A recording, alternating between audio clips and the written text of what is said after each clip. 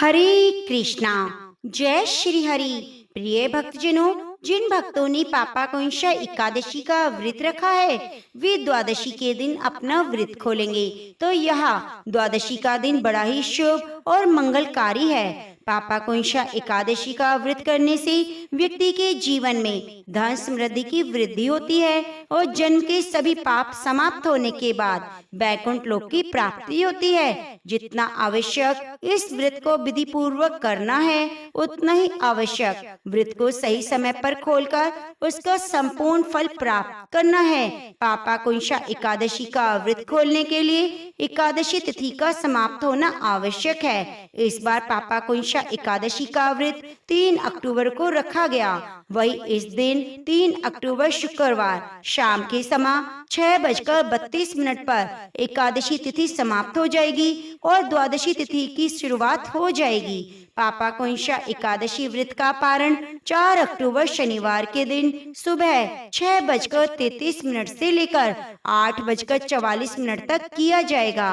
पारण से पहले गाय माता को रोटी, पंछियों को दाना, चींटी को शक्कर मिला आटा जरूर दे और ब्राह्मणों को दान में थोड़ा सा सीधा पैसा रख कर जरूर दे और उनका आशीर्वाद ले। एकादशी के अगले दिन सुबह जल्दी उठकर पहले स्नान करें, तुलसी माता को जल अर्पित करें। द्वादशी तिथि पर सबसे पहले तुलसी देवी को जल देना चाहिए और फिर तुलसी महारानी को फूल चढ़ाएं, उनकी आरती करें और परिक्रमा करें। तुलसी देवी की परिक्रमा करने वाले मनुष्य को कभी भी यमराज के दर्शन नहीं करने पड़ते। और विष्णु जी की पूजा के लिए तुलसी देवी के कुछ पत्ते ले लें जो नीचे गिरे हुए हों। ध्यान रखें, पुराणों में कहा गया है कि द्वादशी तिथि को तुलसी दल नहीं तोड़ना चाहिए, इससे ब्रह्म हत्या का पाप लगता है। क्योंकि एक बार गलती से ही सीता माता ने भी द्वादशी के दिन तुलसी पत्र तोड़ लिया तो उन्हें इसका प्रायश्चित करना पड़ा। इसीलिए 1 या 2 दिन पुराना तुलसी दल धोकर उसे भोग में अर्पित किया जा सकता है। अब भगवान विष्णु को स्नान कराकर उनका वस्त्रों से श्रृंगार करें, फूल तुलसी पत्र चढ़ाएं और भगवान की आरती करें। आरती के बाद जाने अनजाने में एकादशी व्रत के दौरान कोई गलती हो गई है, उसकी भगवान हरि से क्षमा मांगे।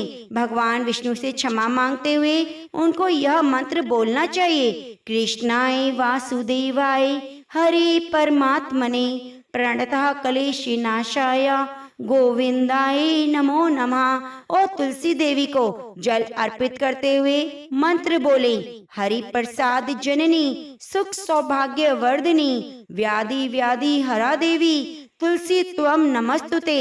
इस मंत्र को अपनी पूजा खत्म होने के बाद 7 बार बोलना चाहिए और भगवान विष्णु से यह एकादशी व्रत स्वीकार करने की प्रार्थना करनी चाहिए। ये भक्तजनों, एकादशी व्रत के पारण के समय में हमें तुलसी माता की पूजा के समय उनकी पवित्र कथाओं को जरूर सुनना चाहिए और साथ ही लक्ष्मी माता की कथा को भी सुनना चाहिए। तो आइए लक्ष्मी नारायण भगवान के चरणों का ध्यान करते हुए तुलसी माता को शीश नवाते हुए कथा का रसपान करते हैं। आप इन कथाओं को बड़े ही श्रद्धा पूर्वक प्रसन्नचित मन से पूरा अवश्य सुनिएगा, जिससे आपको एकादशी व्रत का संपूर्ण पुण्य फल प्राप्त हो सके। जय हो तुलसी मैया। एक बार एक गांव में एक बुजुर्ग महिला रहा करती थी। वे बहुत ही पूजा पाठ किया करती। वह रोज तुलसी माता की पूजा करती। वह बुजुर्ग महिला रोज तुलसी माता से कहती, तुलसी माँ तुम मुझे बहू दो, पीताम्बर की धोती दो, मीठा मीठा घास दो, बैकुंठ में बास दो, चटके की चाल दो, पटके की मौत दो, चंदन की काठ दो, रानी सा राज दो, दाल भात का भोजन दो, 11 की मौत दो और कृष्ण जी का कांधा दो। वह बुजुर्ग महिला हर महीने में तुलसी माता की पूजा रोज करती और बिरले ही उनको सींचा करती। तुलसी माता बुजुर्ग महिला की बात सुनकर धीरे धीरे सूखने लगी। प्रिय भक्तों, तब भगवान श्री कृष्ण ने देखा कि तुलसी माता सूख रही है। तभी एक दिन भगवान श्री कृष्ण तुलसी माता के पास प्रकट हुए और भगवान श्री कृष्ण ने तुलसी माता से पूछा, हे तुलसी, तुम क्यों क्यों सूख रही हो? सभी महिलाएं तुम्हारी पूजा करती हैं, तुमको रोज सींचती हैं, लेकिन फिर भी सूखती जा रही हो। क्या कारण है? जिसके बाद तुलसी माता ने भगवान श्री कृष्ण से कहा, प्रभु, एक बुजुर्ग महिला मेरे पास रोज आती है, रोज एक बात बोलती है, हे तुलसी माता, सबकी दाता, मैं तेरा विरला सींचती हूँ, तू मुझे बहू दे, पीताम्बर की धोती दे, मीठा मीठा घास दे, बैकुंठ में बास दे, चटके की चाल दे, पटके की मौत दे, चंदन सा काठ दे, रानी सा राज दे, दाल भात का भोजन दे, ग्यास की मौत दे और कान्हा का कांधा दे। मैं बुजुर्ग महिला की सारी मनोकामनाएं पूरी कर सकती हूँ, किंतु हे प्रभु, उसकी एक मनोकामना पूरी नहीं कर सकती। मैं कृष्ण जी का कांधा कहाँ से दूंगी? भगवान श्री कृष्ण तुलसी माता की बात सुनकर जोर जोर से हंसने लगे और फिर भगवान श्री कृष्ण ने तुलसी माता से कहा, तुम चिंता मत करो, जब वह बुजुर्ग महिला की मृत्यु होगी तब मैं मौके पर वहाँ पहुंचकर कांधा दे दूंगा। आज सुबह जब वे पूजा करने आए तब कह देना कि सब कुछ तुम्हें मिल जाएगा। कुछ दिनों बाद वे वृद्ध महिला ठोकर खाकर रास्ते में गिर के मर गई। पूरे गांव के सभी लोग आए। उस महिला को सभी लोग धर्मात्मा मानते थे। उनको तुलसी जी की डोकरी कहते थे। उनके परिवार में कोई नहीं था, इसलिए गांव वालों ने ही अंतिम संस्कार की योजना बनाई। उन्हें नहला धुलाकर चौकी पर बिठाने के लिए उन्हें उठाने लगे तो उनका मृत शरीर इतना भारी हो गया कि उसे कोई उठा नहीं पाया। यह देखकर वहाँ के लोग बातें करने लगे, कहने लगे, इतना पूजा पाठ करती थी, हर समय माला फेरती थी, इसलिए ये इतनी भारी हो गई।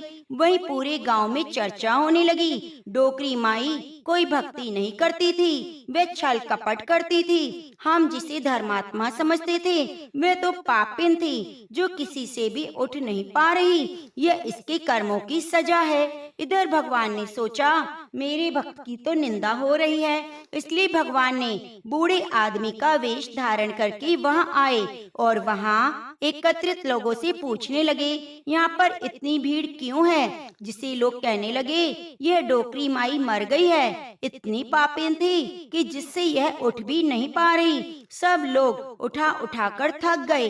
तब ब्राह्मण ने कहा, मुझे एक बार डोकरी के कान में कहने दो, फिर देख लो कैसे उठती है। तो सभी लोगों ने कहा, आप भी प्रयास करके देख लीजिए। तब भगवान ने उस वृद्ध महिला के कान में कहा, हे मैया, देख मैं आ गया, तू बिरला सींचा मेरा, मैं करूँ निस्तारा तेरा। हे बुढ़िया माई, बहू ले, पोते पोती ले, लड्डू ले, पीताम्बर की धोती ले, गहना ले, घी का घड़ा ले, मीठा मीठा घास ले, खीर पूरी ले, दाल भात का जीवन ले, धन दौलत ले, बेटा ले, पोता ले, तुलसी जी का पत्ता मुंह में ले, गंगा जी का जल ले, 11 को चंदन का काठ ले और ले श्री कृष्ण जी का कांधा। इतना सुनते ही बुढ़िया माई तो हल्की हो गई। भगवान बोले, आओ इनको उठाओ। भगवान ने हाथ लगाया, बुढ़िया माई जो डोकरी उठ गई। सबको बड़ा ही आश्चर्य हुआ, धूमधाम से ले गए। भगवान उसे कांधे पर लेके गए। पूरे गांव में चर्चा होने लगी, जिससे उसे मुक्ति मिल गई और वह बैकुंठ चली गई। सभी लोग देखते रह गए। सभी लोगों ने देखा, शमशान घाट तक तो ब्राह्मण साथ आया था, लेकिन अब दिखाई नहीं दे रहा। इससे लोग समझ गए वे कोई और नहीं, स्वयं भगवान बूढ़े ब्राह्मण के रूप में आए थे। तो बोलिए, श्री राधा कृष्ण भगवान की जय, तुलसी शालिग्राम भगवान की जय। अब आइए सुनते हैं तुलसी माता की दूसरी कथा। इस कथा को सुनने से ही एकादशी का व्रत पूर्ण माना जाता है। एक कुटुंब में नंद और भाभी साथ साथ रहती थी। नंद का विवाह अभी नहीं हुआ था। वे तुलसी के पौधे की खूब सेवा करती, लेकिन उसकी भाभी को यह बिल्कुल पसंद नहीं था। जब कभी उसकी भाभी को अत्यधिक क्रोध आता, तब वह उसे ताना देते हुए कहती, जब तुम्हारा विवाह होगा मैं तुलसी ही बारातियों को खाने को दूंगी, तुम्हारे दहेज में तुलसी दूंगी। कुछ समय बीत जाने पर ननंद का विवाह पक्का हुआ। विवाह के दिन भाभी ने अपने कहे अनुसार बारातियों के सामने तुलसी का गमला फोड़ दिया और खाने के लिए कहा। तुलसी माता की कृपा से वह फूटा हुआ गमला अनेक पकवानों में बदल गया। भाभी ने गहनों के नाम पर तुलसी की मंजरी से बने हुए गहने पहना दिए। वे सुंदर सोने जवाहरात में बदल गए। भाभी ने वस्त्रों के स्थान पर तुलसी का जनेऊ रख दिया। वे रेशमी और सुंदर वस्त्रों में बदल गया। ननंद की ससुराल में उसके दहेज की बहुत प्रशंसा हुई। यह बात भाभी के कानों तक पहुंची तो उसे बड़ा आश्चर्य हुआ। उसे अब तुलसी माता की पूजा का महत्व समझ में आ गया। भाभी की एक लड़की थी। वह अपनी लड़की से कहने लगी, तुम भी तुलसी की सेवा किया करो, तुम्हें भी बुआ जैसा फल मिलेगा। प्रिय भक्तों, वह जबरदस्ती अपनी बेटी से सेवा करने को कहती, लेकिन लड़की का मन तुलसी की सेवा में नहीं लगता। लड़की के बड़े होने पर उसके विवाह का समय आया। तब भाभी सोचती है, जैसा व्यवहार मैंने अपनी ननंद के साथ किया वैसा ही अपनी लड़की के साथ करती हूँ तो यह भी गहनों से लद जाएगी और बारातियों को खाने में पकवान मिलेंगे। ससुराल में इसे भी बहुत इज्जत मिलेगी। वह सोचकर बारातियों के सामने तुलसी का गमला फोड़ देती है, लेकिन इस बार गमले में मिट्टी मिट्टी रही। मंजरी और पत्ते भी अपने ही रूप में रहे, जनेऊ भी अपने ही रूप में रहा। सभी लोग बारातियों द्वारा भाभी की बुराई की जाती रही। लड़की के ससुराल वाले भी लड़की की बुराई करते। भाभी कभी भी ननंद को अपने घर नहीं बुलाती। तो एक दिन भाई ने सोचा, मैं बहन से मिलकर आता हूँ। उसने अपनी पत्नी से कहा, कुछ उपहार बहन के पास ले जाने के लिए दे दो। भाभी ने थैले में ज्वार भरकर कहा, जो कुछ भी है तुम यही ले जाओ। ये दुखी मन से बहन के पास चल दिया। सोचता रहा, कोई भाई अपनी बहन के घर ज्वार कैसे लेके जा सकता है। यह सोचकर वह एक गौशाला के पास रुका और ज्वार का थैला गाय के सामने पलट दिया। तभी गोपालक ने कहा, आप गाय के सामने हीरे मोती सोना चांदी क्यों डाल रहे हो? यह देखकर भाई को बड़ा आश्चर्य हुआ। उसने सभी हीरे मोती सोने चांदी अपने थैले में रख लिए। भाई ने सारी बात अपनी बहन को बताई और बड़ी खुशी खुशी से उसने सारे हीरे मोती और जेवर जवाहरात अपनी बहन को दे दिए। दोनों भाई बहन एक दूसरे को देखकर अत्यंत ही प्रसन्न हुए। जैसी कृपा माता तुलसी ने ननंद पर करी, ऐसी ही कृपा सभी पर करना। तो बोलिए श्री तुलसी शालिग्राम भगवान की जय, लक्ष्मी नारायण भगवान की जय। प्रिय भक्तों, विष्णु भगवान की प्रिय एकादशी को पूर्ण करने हेतु आइए सुनते हैं विष्णु भक्त राजा अम्बरीश की कथा। राजा अम्बरीश भगवान विष्णु के परम भक्त इक्ष्वाकु वंश के परमवीर राजा थे। वे भागीरथ के परपौत्र थे। वे हर एकादशी का व्रत करते। एकादशी के बाद जब द्वादशी आती तो उस दिन अपने हाथों से भगवान विष्णु को भोग लगाने के लिए चक्की में गेहूं को स्वयं पीसा करते। जब उन्हें पीसते पीसते थकान आ जाती तो भगवान विष्णु राजा को अपने पीताम्बर से हवा दिया करते। राजा अम्बरीश अपने हाथों से पूरा भोजन तैयार करते। भगवान को भोग लगाने के बाद ही स्वयं भोजन ग्रहण करके पारण की विधि पूर्ण करते। राजा अम्बरीश ने एक बार अपनी पत्नी के साथ श्री कृष्ण जी को प्रसन्न करने के लिए वर्ष की सभी एकादशियों के व्रत का नियम किया। वर्ष पूरा होने पर पारण के दिन उन्होंने धूमधाम से भगवान की पूजा की, ब्राह्मणों को गोदान दिया। यह सब करके जब वे पारण करने जा रहे थे तभी महर्षि दुर्वासा शिष्यों सहित पधारे। राजा ने उनका सत्कार किया, उनसे भोजन करने की प्रार्थना की। दुर्वासा जी राजा की प्रार्थना स्वीकार कर लेते हैं और स्नान करने यमुना तट पर चले गए।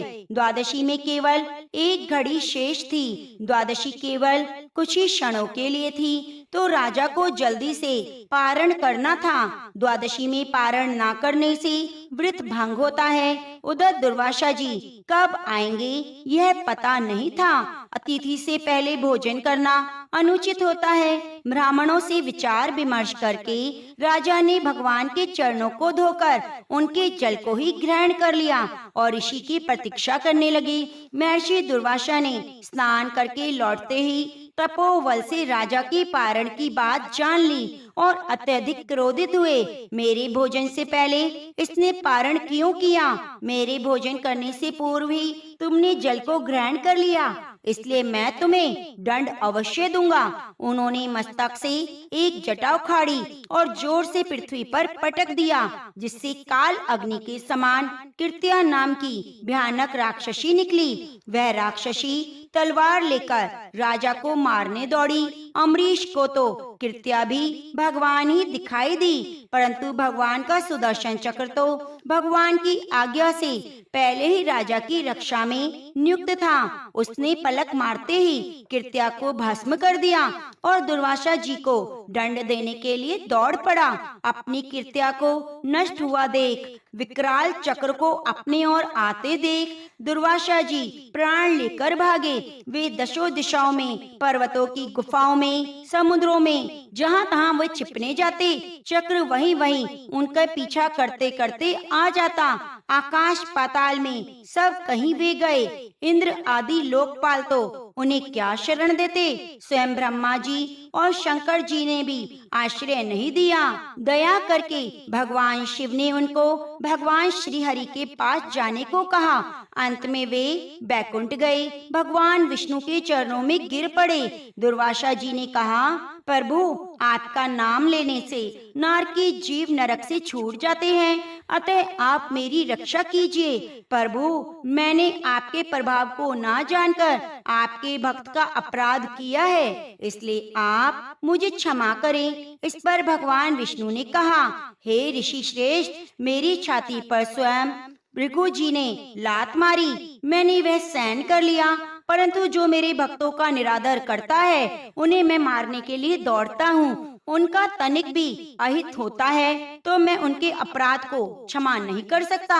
भगवान विष्णु ने कहा, मैं ऋषि, मैं स्वतंत्र नहीं, मैं भक्तों के पराधीन हूँ। साधु भक्तों ने मेरे हृदय को जीत लिया है। साधु जन मेरे हृदय हैं और मैं उनका हृदय। मुझे छोड़कर वे कुछ और नहीं जानते। भक्तों को छोड़कर अपने इस शरीर को भी नहीं चाहता और इन लक्ष्मी जी को, जिनकी एकमात्र गति मैं हूँ, उन्हें भी नहीं चाहता। जो भक्त स्त्री, पुत्र, घर परिवार, धन, प्राण, यह लोक परलोक सबको त्याग कर मेरी शरण में आ जाता है, भला मैं उसे अकेला कैसे छोड़ सकता हूँ। जैसे पतिव्रता स्त्री पति की सेवा करके अपने वश में कर लेती है, वैसे ही भक्तजन मुझ में चित्त लगाकर मुझे भी अपने वश में कर लेते हैं। नश्वर स्वर्ग आदि तो चर्चा ही क्या करें। मेरे भक्त मेरी सेवा के आगे मुक्ति को भी स्वीकार नहीं करते।